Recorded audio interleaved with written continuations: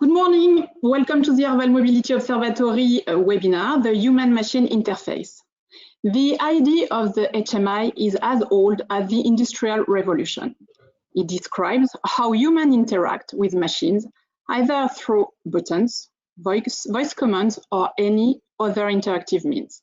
Today, artificial intelligence assistants cohabit with the traditional pedals, steering wheel, and gear level. During this webinar, we will give you the key to understand the barriers, the promises, the challenge related to these various interfaces between humans and automobile.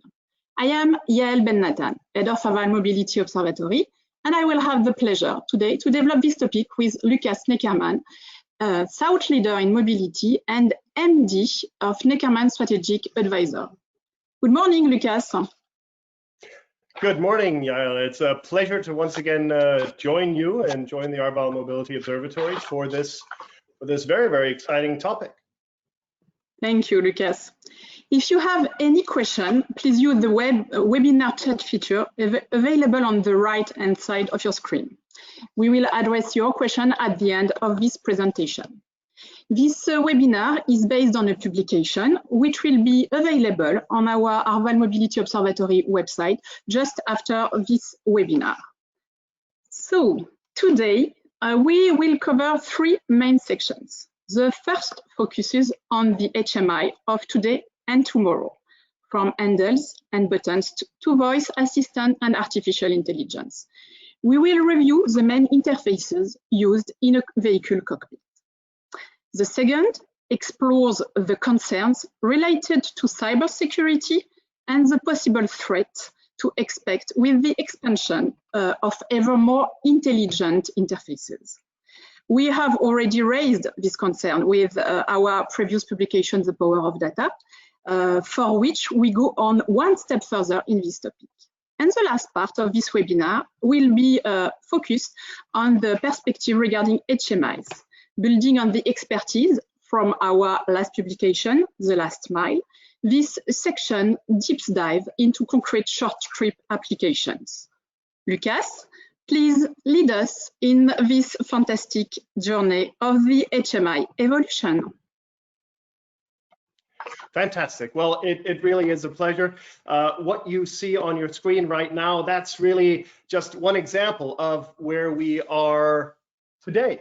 But let's take a quick look back, over 100 years ago, on how it all started in automotive. On the next slide.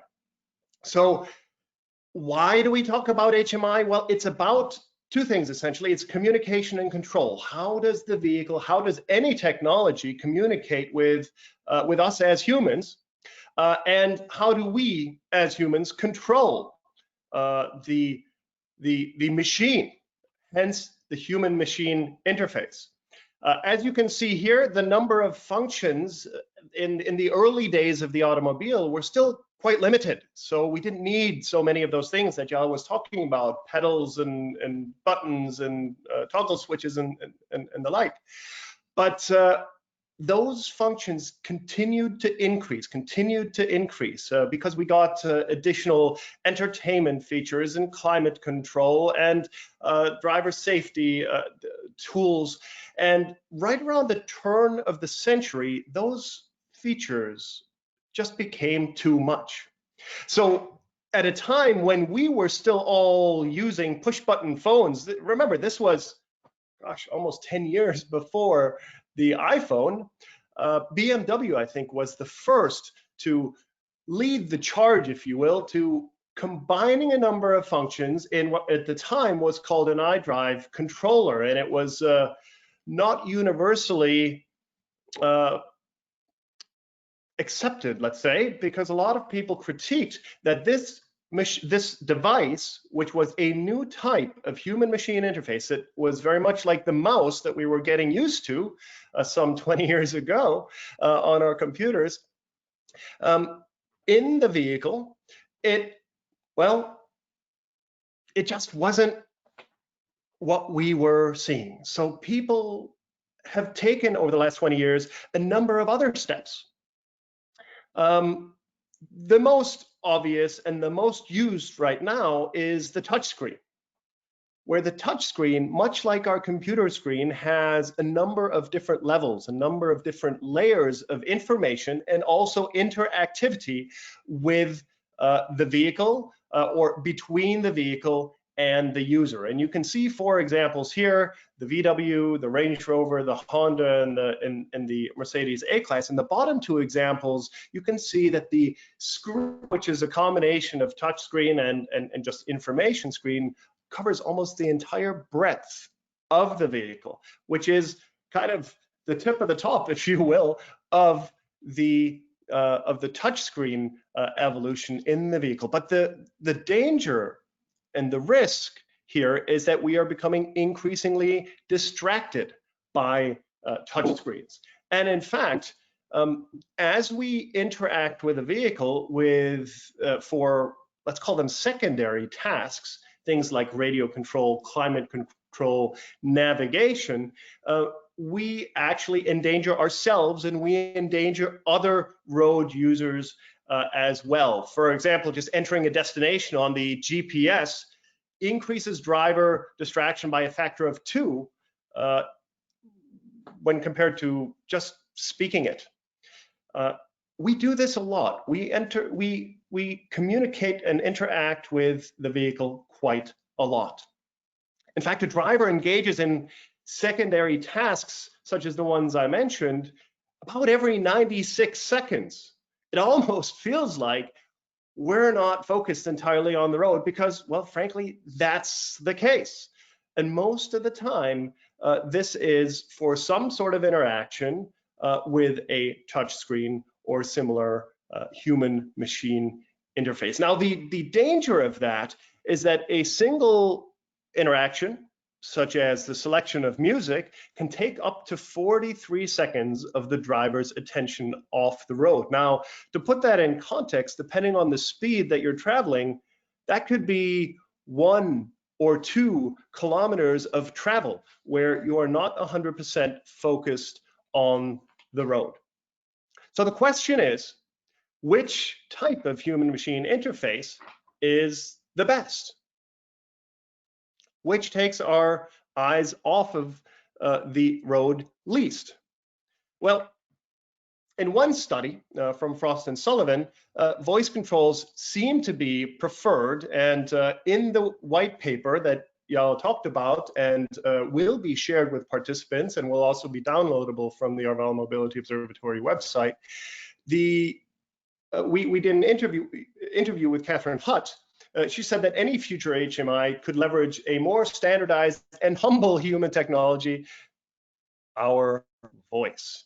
And we're beginning to see that more as well. Some 80% of cars are expected to have some sort of voice interaction in just the next 2 years, almost catching up completely with touch screens, which will effectively be ubiquitous, completely ingrained across all vehicles over the next 2 to 3 years. Now, why, again, touchscreens and voice controls and all these different types of interactions?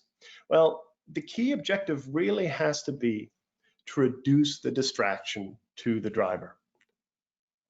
Now, there are rules in place for this. Institutions working on a HMI frameworks, the ISO, International Standard Organization, stipulates that really any interaction should be able to be accomplished in, less than 2 seconds, so that the driver is able to keep his or her eyes on the road. And Euro NCAP suggests a roadmap for 2025 that even goes a step further. And that's that the driver is monitored by the vehicle. So we get into a situation where the interaction with the vehicle is a very different type of interaction altogether, where it's not just the human overseeing the activities of the vehicle, but actually the vehicle overseeing the activities of the human. Now, that may seem intrusive, but in fact, we've been doing this for decades already. if we consider advanced driving assistance systems such as ABS, stability control, traction control, and the like, which have been overseeing our activities as humans for quite some time. I think we're all familiar with these advanced driving assistance systems. They're the machines that really keep drivers, and very importantly also other vulnerable road users, safe. And with that, we're talking about what I mentioned earlier, and all of the hardware that enables it to work. So we're talking about sensors, we're talking about cameras, LiDAR, radar, that give us blind spot detection, cross traffic alerts, brake assistance, the city emergency braking, but also not just increasing our safety, but also increasing our convenience, because they are enabling self-parking features, and in some cases progressing towards self-driving features as well. But let's stick with the safety part of this first, because these advanced driver assistance systems, depending on the study and depending on the piece of research, will have reduced the number of crashes very, very significantly, in particular as they roll out to more vehicles. So blind spot detection itself reduces lane change crashes with injuries by just about a quarter, which is very, very impressive. And even more impressive is the forward collision warning, the auto brake, the city safe, they go by different brand names, that have reduced front to rear collisions, at least for those vehicles that are equipped with these technologies, front to rear collisions with injuries by over 50%. So we can see that these, well, HMI, these human machine interfaces, are not just digital devices for the driver, but also for other vulnerable road users as well. And this takes us to the next part of our discussion, because this is where it gets really exciting. When the HMI goes beyond the driver and looks to the outside world, and we can see that in rear view mirrors that are now being replaced as LCD screens, we get a variety of different benefits from this. So obviously it's the driver and safety for the driver, but we're also seeing, for example, in the Audi that has cameras instead of large mirrors installed in the e-tron, that actually creates environmental benefits because it reduces the drag. It reduces the drag of the vehicle. But again, it is about the interaction of the machine and the human, and also the machine and the human with the outside world. Looking outward, we are seeing more and more heads-up displays that are being augmented by additional information. Now, some of us are already familiar with this because we have heads-up displays that tell us things like speed, navigation, the driver assistance systems, and other alerts. But now we're beginning to see these being augmented by additional information, that information that's being drawn from the cloud, drawn from internet sources, to give the driver even more information. So there's a UK-based startup in physics that raised some money just a month ago to develop an advanced heads-up display system based on such augmented reality. There are a number of other systems as well as we look to the outside world. For example, from Toyota, who's working on a touchscreen technology that will transform Windows into a new interface. And we know this from certainly our smartphones, right? These are effectively touch screens, but we know also smart sensory devices and changing screens from, for example, airplanes, where we no longer have the blinds that are pulled closed. Now we press the button and the texture and the visibility through that screen is changed completely. So we're seeing smart devices being integrated, and in the case of Toyota, it's with the screen of the vehicle. Samsung, goes a step further. They have external screens, and this is where we get into the position of communicating with the outside world, right? How does the machine not just communicate with the driver, but with the outside world? So they're looking at screens that are on the outside of the vehicle to communicate with pedestrians and bicyclists. And Mercedes, similarly, in its vision, has this functionality as well. So this gets us into vehicle-to-X communication, a range of communication technologies. And we talked quite a bit about that in our last session, didn't we? Yeah, we talked about V2V, V2P, V2N, V2I, yeah. Vehicle to, yeah. So I think that, yeah, go ahead.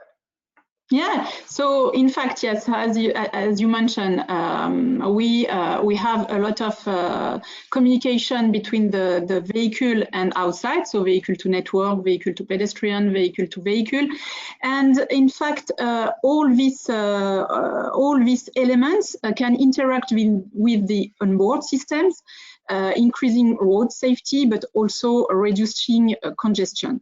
And in fact, you will find more information on this part in our last book, in fact, The Power of Data, which is available on our website.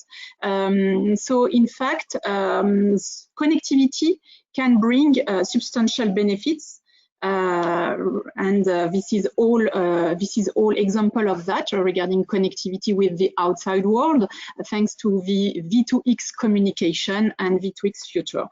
Of course, you will find also in our book the reasons why all these various forms of connectivity will become central in the future in the new mobility world.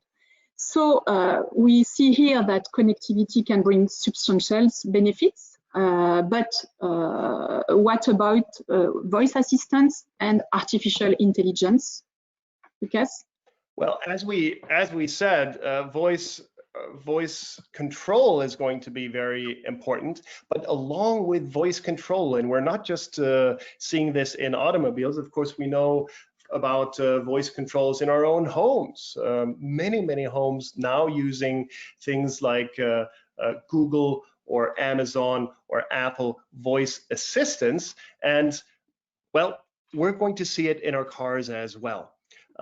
The Amazon Echo will not just respond to your questions, but it could potentially even proactively suggest things to you. But yeah, I think you have an announcement about the Amazon functionality as well. Yeah, in fact, Arval has launched last week in Spain these skills, in fact, with Amazon Alexa in the car. So as we are going to discuss right now, thanks to these skills, the driver will be able to find the nearest gas station, will be able to find a garage, and will be also able to request assistance amongst other services thanks to that. So Arval has developed these skills in Spain beginning of last week. Super exciting, and I think that takes us pretty neatly into the next chapter of our presentation today, doesn't it? Yeah, exactly. So if we can recap at this stage after this first part, I would say that we have seen here that touchscreens is the evolution of HMIs, but HMIs should not increase distraction and confusion. Arval, artificial intelligence and voice command are the next big step in the HMI revolution. And there are also ongoing works from institutions to develop framework for a safe HMI use, as we have seen just before. And in the future, what is really important is that interior and exterior interaction will be highly integrated thanks to screens, smart surfaces, and intelligent window. So in a nutshell, we can say that greater diversity in the interaction offered by smart and connected HMIs brings new opportunity but also, as you can imagine, additional threats. There are rising concerns in the industry about security aspects of our data, capacity of artificial intelligence to handle unpredicted situations, and malicious hackers, of course, taking vehicle control. What is the status quo and what sort of threats can we really expect? Well, the threats are quite multifold, and perhaps I can quote Spider-Man here in saying, "With great power comes great responsibility." But that's exactly the balance that we find ourselves in terms of AI, but also cybersecurity, because we have the power to create ever more functionality, ever more proactive functionality, if only we share our data more. And the more we share our data, the greater the risk that we have in terms of cybersecurity as well. Now, there are controls in place. Going back to even 2004, the Budapest Convention at the time was the most comprehensive agreement ever signed and ratified by countries all over the world on internet criminality. Now, that covers some of the issues around cybersecurity, but certainly not all of them. Now, let's, as we were on the next slide, talk about this piece of artificial intelligence, because why do we need it? Well, we're using it to not just react, but proact, anticipate human behavior. So in the home, if the Amazon unit says, thank you for, if you tell the Amazon unit to order movie tickets for you when we get back to the movies, perhaps artificial intelligence knows, because it remembers your schedule, that every time you go to the movies, you also go to dinner beforehand, might even know your favorite restaurant. So the Amazon Alexa said, well, okay, I bought your movie tickets. Would you like a dinner reservation near the theater for this section? That would be learning from past behavior. Not quite yet full AI, this is machine learning, but progressing towards that. Or in a more transport setting, if your flight has been delayed by 40 minutes, do you perhaps want to change the arrival time of your ride hailing? These are things that come from machine learning, but they also come from, frankly, data and your input of data, because the more information on us that the unit has, the more it knows about our habits, the better it can work. And that includes data about how we act, where we go, and also where we drive. Now, what Amazon and others have done at home, Waymo is doing on the streets, because it's all about anticipating behaviors, being proactive about understanding what's going on in the outside world. So Waymo, who's considered to be one of, if not the leader at the moment in the autonomous development space, they are taking a look at all kinds of behavior that they have gathered from millions and millions of miles having driven on the road and billions of miles in a simulator to analyze and predict human behavior. Now, just gathering the data isn't enough. It's about making sense of the data, and that's where AI comes in. Evaluating and analyzing these reams of data in order to make the same judgment calls, or even perhaps even better judgment calls than humans. Well, that's what the AI services and systems are all about. There are others using AI for a number of different functionalities and features. So Microsoft and Human Horizons, they have a partnership to develop an AI assistant called Hi-Fi Go.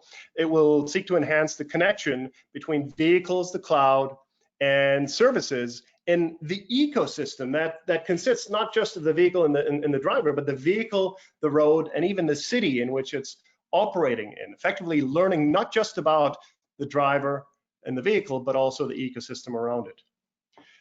And in a public transport setting, Optibus is an AI-based system that optimizes public transport depending on predictive analytics, adjusting vehicle deployment based on passenger density, congestion, and things like that. So now, of course, we ask the question, when we have all of this data being gathered, where are the potential weaknesses of a connected system like this?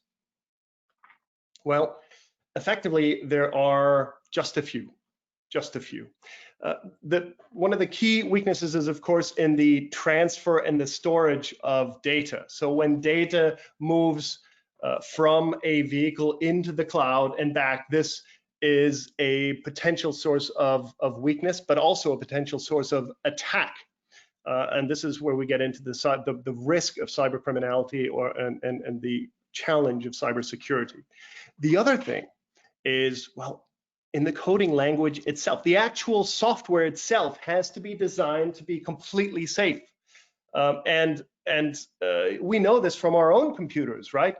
If there is a new rollout which perhaps has a bug, at some point our computer gets an automatic update, whether it's a Mac or a Windows or whatever. We get automatic updates to keep it safe. Now, what if the vehicle isn't connected at that time? Is there still a risk to the vehicle? To the driver and those around the driver when the vehicle is not up to date? That is a potential risk, and there are companies looking at how to alleviate that risk by having the vehicle go to an older implementation of its own software, and that is Roger Ordman, who we have also interviewed for this white paper, who says, well, listen, you know, there's a lot to win right now for cyber hackers in other areas, right? Other areas have much greater, well, potential, if you will, for hackers, and that's their focus. But that's because not all vehicles are yet connected. But as they become more connected, then we will see, of course, vehicles becoming a potential threat. But that's, again, where companies like Aurora Labs, for whom Roger Ordman is the EVP of marketing, are looking at solutions. Now, how does the industry counterattack? There's a couple of ways. Of course, there's a discussion ongoing whether there should be a 6th Euro NCAP star, which would assess the digital quality, the security and the safety of the vehicle on the digital side, not just on the physical, but on the digital side. We could even think about an entirely separate NCAP system that assesses the vehicle's safety from a digital point of view. As I mentioned before, there's monitoring of the vehicle, actually using AI itself to monitor the vehicle, because if the system supported by machine learning and AI recognizes something unusual, anything unusual, actions can be taken to ensure the safety of the ride, including reverting to an older version the software that has been tested and controlled. And finally, as we very well know from our own cybersecurity training, as so many of us have probably done for the companies that we work in, the key and perhaps most important barrier of defense for cybersecurity is quite simply education. It's the most powerful tool, making sure that drivers and road users are aware of what can be and should be done to ensure safety. It ultimately comes down to learning by humans, but also by the machine. There's a key issue that keeps coming up. It's called the trolley problem. Can we trust a vehicle to make the same types of changes, the same types of decisions that we do as humans every time that we get behind the wheel? And the trolley problem is this question: does the vehicle veer into a wall and perhaps risk the passengers of the vehicle, or does the vehicle continue down a path and perhaps risk the the lives of pedestrians in the street. This is an ethics question. And what you're seeing here is a screenshot of something called the MIT Moral Machine, which is an online, well, really, it's an online discussion piece where on this slide and the next slide, we see the question, is the machine qualified to make that choice? Now here again, Roger suggests, and I would agree, that the focus of this is entirely on the wrong topic. First of all, because we said AI is anticipatory. It is proactive. In other words, it has a better ability to prejudge and to prevent, ultimately, this type of question ever coming to the fore, because the amount of information that the vehicle has, the number of cameras exceeds the 2 eyes that we as human have, the amount of information being conveyed via vehicle-to-vehicle communication allows the vehicle to make better choices. So the first step, of course, is avoidance of this question. And the second question is about what to do when the scenario comes. And as Roger, people really care about and understand our service reliability, availability, and affordability beyond this very, very theoretical question around ethics. But the risk should not overshadow the significant benefits that AI guided HMI presents. Gaia? Yes, yeah, thank you, Lucas. So we have well understood that, in fact, cybersecurity is a growing challenge for automotive and mobility companies. Indeed, there are 2 main weaknesses, the transfer of data and the coding language. But the industry can leverage 3 factors to face cyber attacks: standardization, artificial intelligence, and education. Keeping in mind that artificial intelligence will be an essential support to develop HMI aligned with the new mobility services. I think about shared autonomous vehicle and all this kind of mobility. So intuitively, I would say that when we think about HMIs, we picture interfaces for passengers and road users. But there is another world where HMI can make a real impact: the last mile and logistics. We have already intensively covered this topic in our last publication, The Last Mile, but this time, Lucas, perhaps we can deep dive into concrete application where HMIs brings new perspective and opportunity. Absolutely. And perhaps now is also a good time to encourage everyone who is attending today to put your questions in the question box on the control panel of GoToWebinar. We will likely have time for your questions, and we're happy to take those questions at the end so that we can get a real dialogue going about the human-machine interface. We also encourage you to download the white paper, as Yael said, because we have a lot of content about kind of the history of the human-machine interface, really going back not just 10, 20 years, but really decades and more into the Industrial Revolution, and all of the various repercussions that, for example, robotics and autonomous systems have. Now, one of the key things that we've highlighted is the safety aspect, and the safety aspect is not just the safety of individuals, but it's also the safety of the machine itself. So one of the interviews that we conducted for this white paper was with a company called Arrigo, who at Heathrow Airport has autonomous dollies, autonomous shuttles, if you will, shuttling certain things around the airport. And you know, airports, in fact, present a very, very special use case.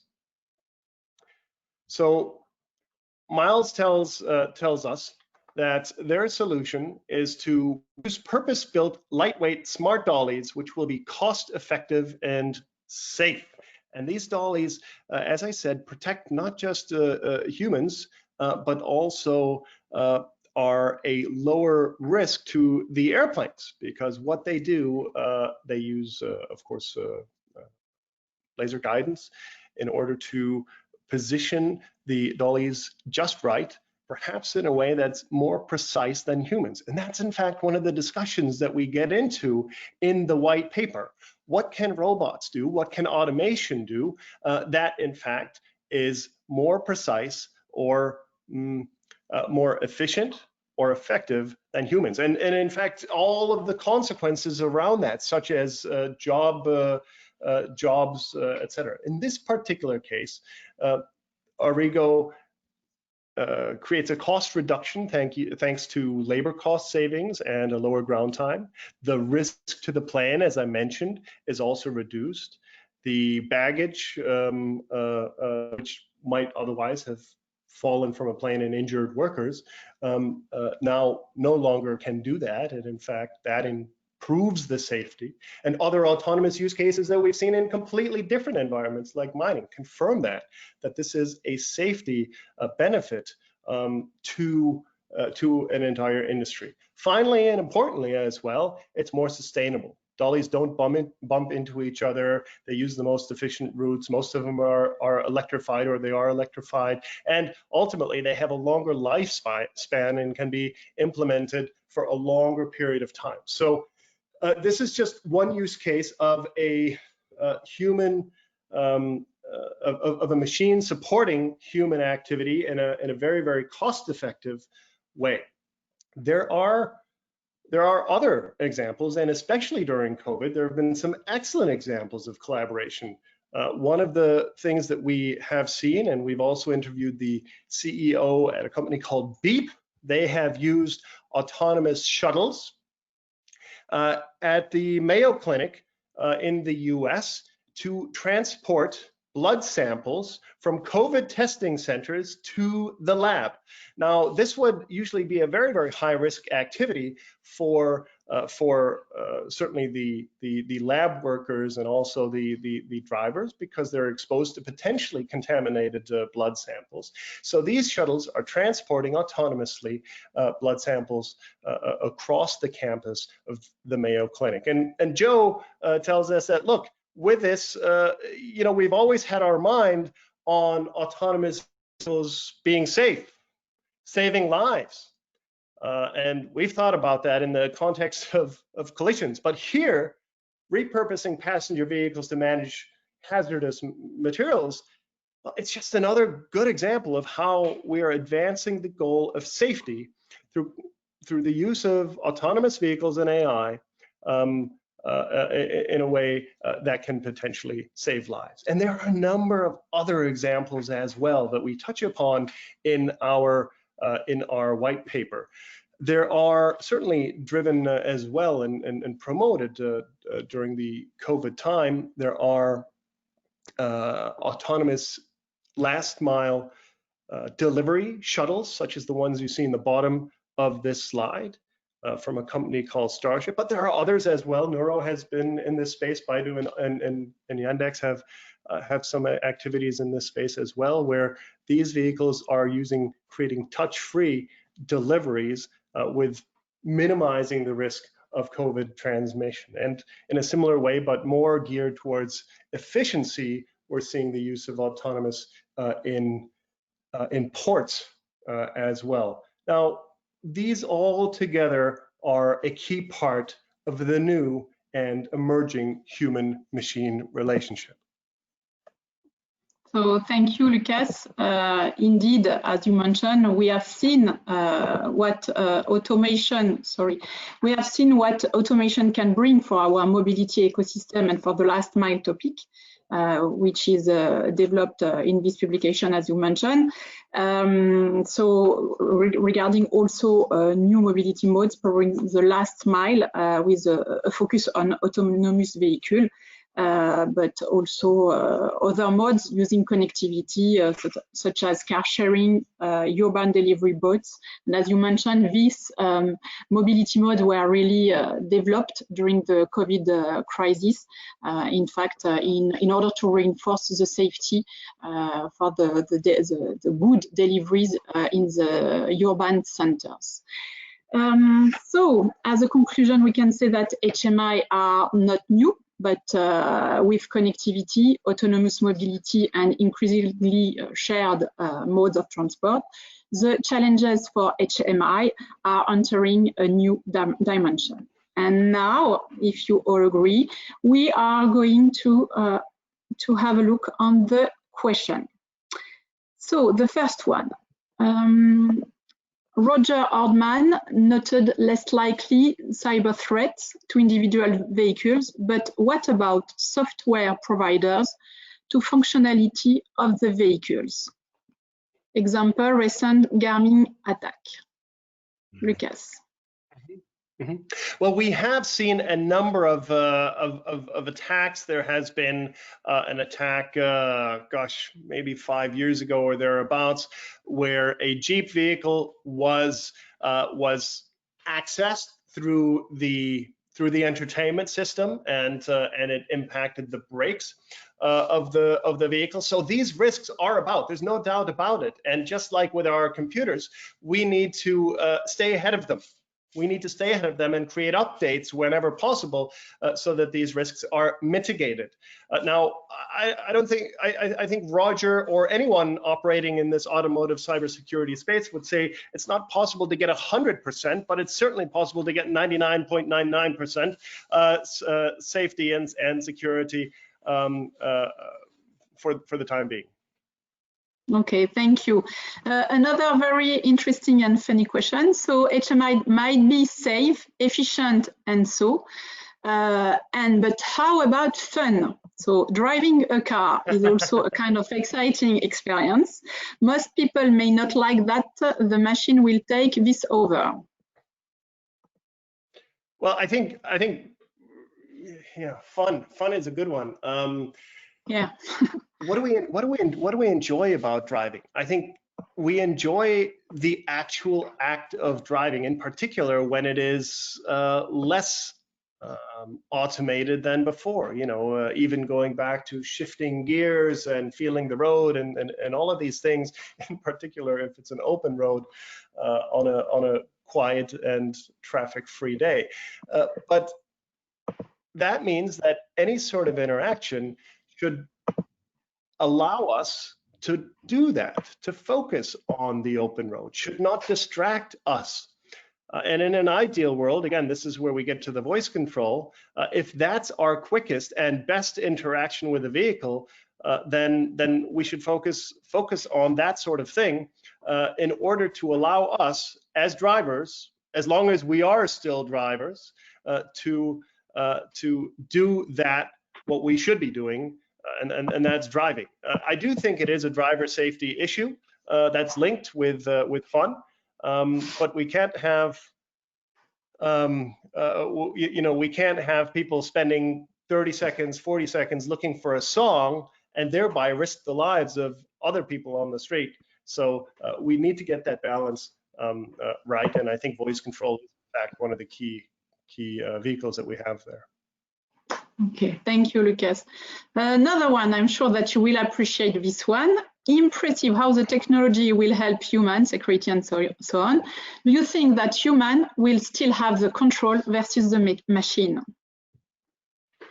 Well, this is where we get into a discussion of the singularity. Anyone who has studied artificial intelligence will have heard that word, and our convergence with the human when is computing power such that it actually exceeds the human brain. Today, the computer chips have roughly the capabilities of very primitive animals such as mice, and we should expect over the next 5 to 10 years the computing power to have to be greater than that of humans. And in isolated scenarios and situations, and we touch upon this in the white paper, it already is the case. I mean, we think back to Kasparov and Big Blue. You know, computers are completely better at us at a number of games like chess, but also other games as well. But that's because they're trained towards that. We're now getting into the space where it's even beyond that, where we are no longer able to decipher whether a human or a machine is operating. And there was a great example of that last year when a Google voice assistant called a restaurant to make a reservation, and the restaurant was not aware that it was a computer speaking. It was also because of the way that the computer spoke. It injected things like and things that we do as humans. And it spoke very, very naturally. So when we get to that point where it's indecipherable what a human does and what a computer does, well, we're in a completely different space as well. And there will be some regulation that will have to come out of this as well. And I think Elon Musk has been very, very vocal about this, and others as well before his, well, of course, late Stephen Hawking also made a very, very strong point about this, that he in fact said AI could lead to the end of the human race. Now that's a very Terminator style and very fatalistic approach, and I don't think that that's the case, but it's something that we need to be aware of, because in fact it's something that over the next 5 to 10 years will certainly be relevant. Okay, thank you. And what about the price of the cars? Will vehicles become more expensive when we consider the new technologies that will be installed? Well, as we know, and certainly in the context of Arval, we know that the price of a vehicle is measured in months or weeks, and not in the purchase price of a vehicle. So the question is, what value are we extracting out of it? If we are extracting a lot of value, for example, time savings, safety, lower insurance costs, and things like that out of these additional functionalities, then it will certainly be worth a few extra euro at the end of the day on the leasing rate. Okay, thank you. So what about the GDPR? Because all this big data circulation exchange without users, providers, and maybe other parties. Yeah. Now that's a real interesting one right now, in particular as we look to the global nature of OEMs as well. There was just a case in Massachusetts where the question was, does the data that the vehicle gather only get transmitted back to the OEM, or can it also be transmitted to a dealership? Which seems fairly innocent as a decision on the surface of it, but it really exposes where all that data can go. It's not just the OEM, but it's also the connected vehicle supplier, the broadband provider, certainly any telematics provider as well, and any of those interfaces create a potential risk for data getting lost or data being used in non-legal ways. Now, in Europe, we of course have very, very strong controls on the use of data, GDPR being really a model for the rest of the world. In California, the data protection rules were basically built around and emulated GDPR, and we can be proud of that in Europe, of having those regulations if the penalties are enforced, and if the adherence to GDPR is also monitored.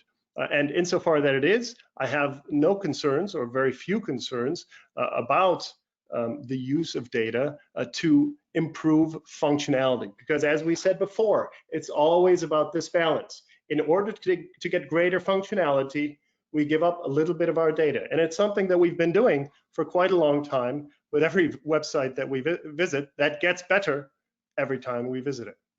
Yeah, and we already know that we share a lot of data through our smartphone, for example. So the question is, what is how this data will be used, in fact. But of course, if they are anonymized and they can be really used for the benefits of all, yeah. So that's a really interesting question. And as you mentioned, the European Commission is still working on this topic. So is the right moment to talk about, sorry? No, yeah, is the right moment to talk.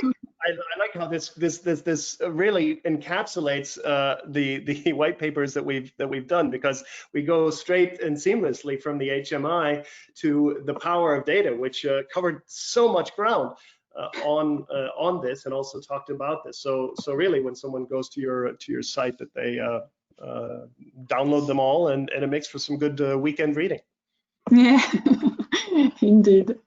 So is it the right moment to talk about 5G technology? Because technology innovation inside vehicle versus 5G might be useless. I don't think it's entirely useless. There was another interesting decision, I suppose, this week in the US, that digital short-range communication is basically now being replaced by a 5G derivative system, a V2X, that in order to enable communication between the vehicle and everything else, infrastructure, grid, and vehicles, but there's no dependence. We can do a lot of what we're already doing with 4G networks. 5G just makes it better. It decreases the latency, increases the speed, increases the precision, also the locational accuracy. So 5G obviously has enormous benefits. Also the throughput, just the volume of data that 5G can handle versus 4G. But it is not a prerequisite. It is not essential for autonomous. It is not essential for AI to work inside the vehicles. In particular, when a lot of the data sets are actually stored inside the vehicle and exchanged with the cloud on a kind of as available basis. Now, for on-demand services, yes, we need connectivity all the time, but 5G makes it better, and 4G is already a good start towards it. Another question, how can modern HMI systems improve the experience with shared modes of transport? Well, I think certainly in a COVID context, shared modes of transport, any sort of sharing, has been, well, a bit of a challenge. People have shied away from public transport. In some cities, people have shied away from car sharing or ride hailing, and we can see that in the numbers from the ride hailing and the taxi providers, which have gone down. Certainly, that's a lot of that is because just people aren't traveling, or people aren't going to the office 5 days a week as usual. The fear of being in shared environments can be addressed to a certain extent by some clever technologies, such as cameras inside the vehicles, and I think we touch upon a couple of those examples in the white paper, and there's plenty of research out there as well. Cameras inside the vehicle. There are initial rollouts of antibacterial and antiviral surfaces on inside vehicles. Even the use of lighting, so that viruses are attacked on surfaces. And so, if for example someone is in a car share vehicle and the vehicle knows, because of through some sort of data exchange, that the vehicle that the driver may have been exposed to COVID, AI in an ideal case would take that vehicle out of commission to be cleaned, and thereby we can increase the safety of shared modes of transport as well. Again, once we know that that the data exchange has been guaranteed. It's the same as using a QR code to check in at a restaurant, or identifying yourself in a bus or public transport. Thereby, we can in fact increase the safety of the user, the passenger, the rider, the driver, even in shared modes of transport. I will take a last question. So back to the ethic dilemma of the machine to decide the best course of action to avoid harming pedestrians versus drivers. Could not be applied theory of moral, just like those of John Rawls, philosopher, and moral justice? The question of ethics around robotics actually goes back quite a ways, even with the first machines and robots. So it's not the first time that developers are addressing this. Germany has in fact a fairly extensive guide to ethics in autonomous vehicles that it has published, which is quite remarkable actually, and it says certain things that, for example, all living beings are treated equally in the context of the vehicle. And what that does, it creates a guide for developers. It's a guide for developers, but what we really always come back to is the edge case, not the regular case, but the edge case, which is, again, that decision, that trolley problem, that decision between the pedestrians or the passengers. Who do you save? I can only repeat, the best thing is, of course, avoidance, because the ethical question should actually never even come up. Okay, thank you, Lucas. So thank you all for attending this webinar today. We hope, Lucas and I, that you have learned a lot of things today. And don't hesitate to download the documents that are all available on the Arval Mobility Observatory website. Thank you, Lucas.